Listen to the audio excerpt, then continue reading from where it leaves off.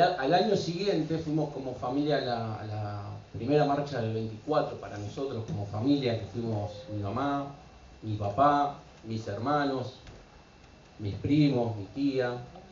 Fuimos a ver la bandera de las madres y ahí pudimos reconocer los rostros de mis tíos. Era la primera vez que yo veía los rostros de mis tíos. Me reconocí mucho en mi tío Eduardo Zurraco por el parecido físico que teníamos. Y de a poco intenté investigar sobre la historia de mis tíos. Mi mamá era una persona que no hablaba mucho. Era una persona que le costaba mucho hablar, entonces a mí lo que me pasaba es que le hacía una o dos preguntas y después tenía que esperar 2 o 3 meses para volver a preguntar qué había pasado con mis tíos. En el año 2003 ingreso al profesorado, como bien decía Gabriel y Adriana, y cuando empiezo a cursar, una de las materias que curso es la materia de psicología. En ese momento lo que hoy es sujeto se llamaba psicología evolutiva. Claro. Entonces, hablar de la cuestión de tener familiares desaparecidos, por más allá que estábamos en el 2000, 2002, 2003, era una cuestión muy difícil, ¿no? Cualquiera se animaba a hablar que tenía familiares desaparecidos. Y Adriana en su primera clase que tuvimos, pues yo me la acuerdo patente, en la primera clase que tuvimos de psicología, ella contó la historia de su hermano. Y yo me quedé como asombrado y a la vez preocupado porque decía, ¿cómo puede ser que esté contando esto? Después de la clase me acerqué y le conté a Adriana que yo también tenía tíos desaparecidos y lo primero que me dijo Adriana es, ¿pero tus tíos dónde vivían? Le digo, mirá, yo vivo en la casa donde secuestraron a 2 de mis tíos, ahí en Pasco entre Garay y Pavón, y ella me dice, mirá, por la cercanía del lugar, seguramente estuvieron en el club atlético. El sábado había una actividad, me dijo, venite, que va a haber una actividad en el club atlético y vamos a averiguar entre los compañeros que eran sobrevivientes de ese centro clandestino, a ver si alguno conocía a tu tío. Me acerco, creo que era un sábado a la mañana, tipo 11, 12 de la mañana más o menos, y vieron que ahora en el Atlético hay la figura y alrededor hay cartelitos, y esos cartelitos tienen los nombres de los desaparecidos, de la gente que pasó por ahí. Y justo cuando llego me encuentro con que una persona estaba escribiendo el nombre de mi tío Eduardo.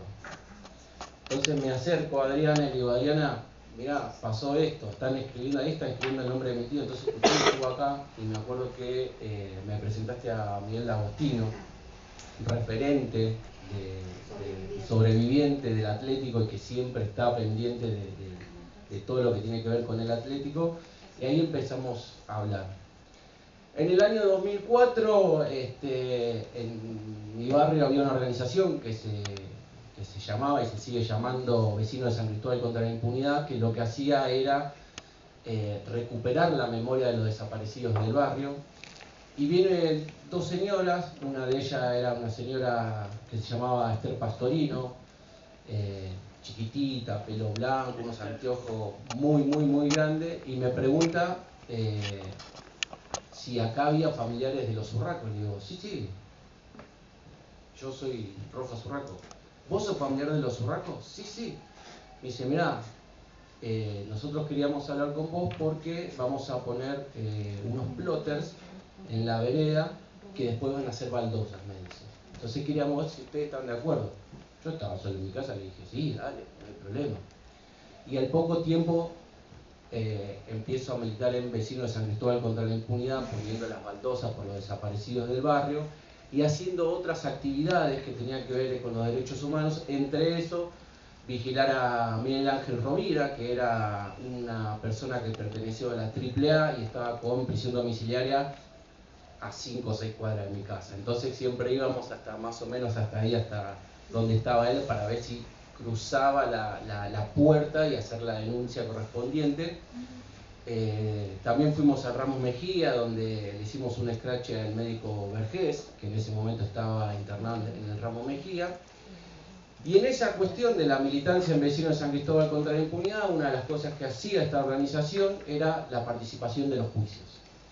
Y era parte del colectivo Justicia Ya, en donde entre los que estaba era la Liga Argentina por los Derechos Humanos, antes la Liga Argentina por los Derechos del Hombre, y ahí lo conozco al caballero que tengo acá a mi lado. Yo estaba en la Secretaría de Prensa, no sé dónde estaba vos. Yo estaba en los equipos de investigación Ahí y está. jurídicos. Yo estaba en la Secretaría de Prensa, en donde había un grupo de abogados muy importantes. Entre ellos estaba, bueno, la que hace poco fue diputada nacional Miriam Bregman, una excelente abogada que hasta el día de hoy sigue luchando y peleando por los derechos humanos, que es Liliana Maceda, excelente abogada.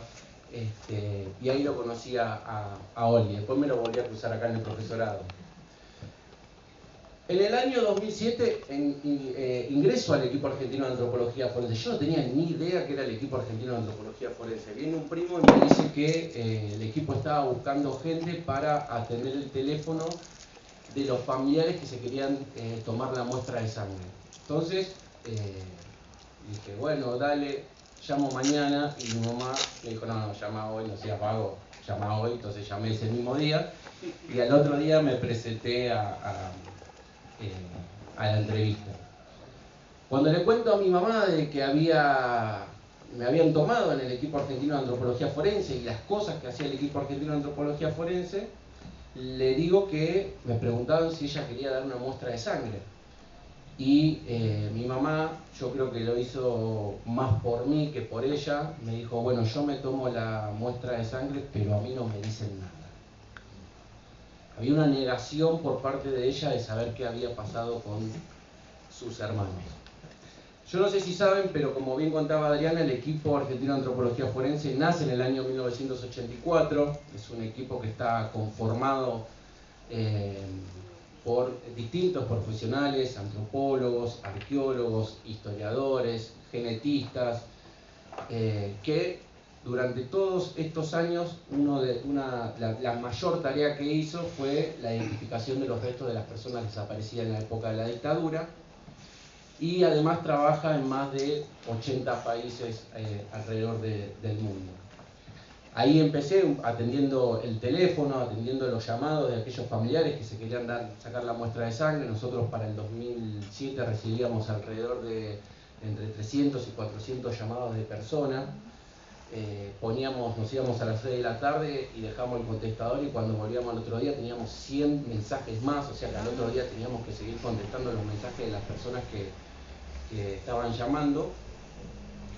Y poco a poco me empecé a interiorizar un poco sobre el trabajo que hacía el equipo argentino de antropología forense, y poco a poco también fui creciendo yo dentro del equipo. Empecé a hacer trabajo de investigación, entrevista a los familiares, ver cómo funcionaban las distintas organizaciones, ver el tema de las caídas, porque era muy importante el tema de las caídas, porque se sabía que si una persona estaba desaparecida y había estado en un centro clandestino de detención, y había otros compañeros que también eran de la misma organización, había muchas posibilidades que, aunque no tuviéramos la denuncia, haya pasado por el mismo centro clandestino de detención y muy probablemente haya sido enterrado clandestinamente en ese lugar.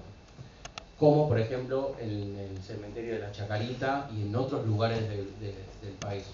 Piensen que más o menos en Argentina funcionaron entre 500 y 600, por ahí un poquito, 800, ahí está, me quedé corto con el número, centros clandestinos de detención, y que además hasta el día de hoy se sigue investigando y se sigue encontrando nuevos centros clandestinos de detención. El año pasado, por ejemplo, acá en el barrio de Pompeya se encontró un centro clandestino de detención en la calle de Pomar y Chiclana, que pertenecía a la CIDE.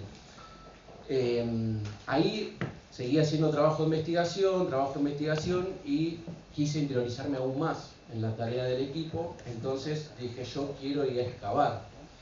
Yo no tengo conocimiento, no soy ni arqueólogo ni antropólogo, soy profesor de historia de esta casa, pero bueno, empecé a ir a excavar, y entre los lugares que me tocó ir a excavar era en lo que se conoció como el centro clandestino de detención El Banco, que era parte del circuito represivo atlético Banco Olimpo.